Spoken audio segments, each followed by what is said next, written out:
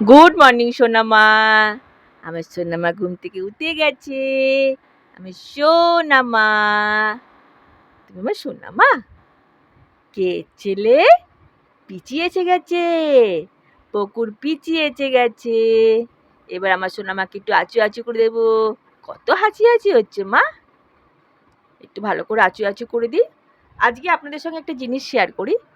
বউকে তো আমি দুবেলা করে আঁচড়াই, দেখুন আঁচড়ানোর পরেও কিন্তু জট পড়ে, কেন? এত লোম তো ওদের।